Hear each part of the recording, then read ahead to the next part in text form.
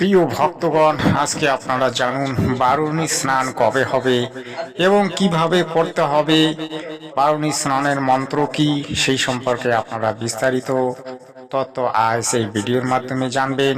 তাই ভিডিওটি শেষ পর্যন্ত দেখবেন এবং শান্তি বার্তা চ্যানেলটিকে অবশ্যই সাবস্ক্রাইব করে নেবেন।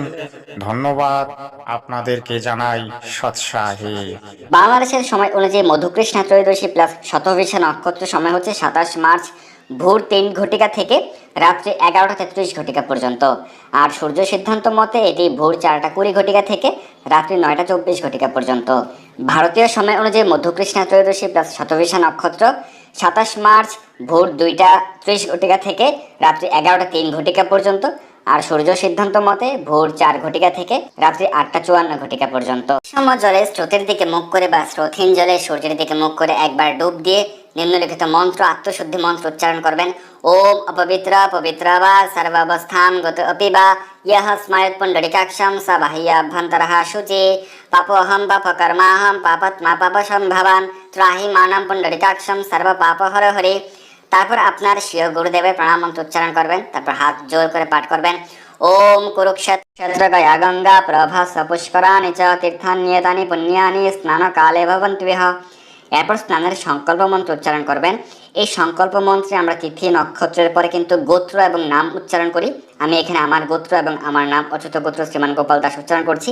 আপনি আপনার গোত্র এবং আপনার নাম উচ্চারণ করবেন। এই স্নানের সংকল্প মন্ত্র হচ্ছে ওম বিষ্ণু রোম তৎসৎ অদ্য চৈত্র মাসে কৃষ্ণ পক্ষে শতভিষা নক্ষত্রযুক্ত ত্রয়োদশ্য তিথৌ অচ্যুত গোত্রস্য শ্রীমান গোপাল দাস শ্রীকৃষ্ণ প্রীতি কাম শ্রী গঙ্গা देवी प्रीत्यर्थे शत सूर्य ग्रहण कालीन गंगा स्नानजन्य फलसम फल प्राप्ति काम गंगायाम स्नानमहम करिष्ये। যারা পনতীর্থ ধামে স্নান করবেন তারা ফলপ্রাপ্তি কামের পরে পনতীর্থ স্নানম অহম করিষ্যে বা পনতীর্থ সপ্ততীর্থ স্নানম অহম করিষ্যে উচ্চারণ করতে পারেন। ওম সদ্যপাতক সংহন্ত্রী সদ্য দুঃখ বিনাশিনী সুখদা মোক্ষদা গঙ্গা গঙ্গৈব পরমাগতি নমস্তে দেব দেবেশী গঙ্গে ত্রিপথসগামিনী ত্রিলোচনে শ্বেত রূপে ব্রহ্মা বিষ্ণু শিবার্চিতে গঙ্গা নাম কীর্তনে আপনি গঙ্গার আগমন প্রার্থনা করবেন।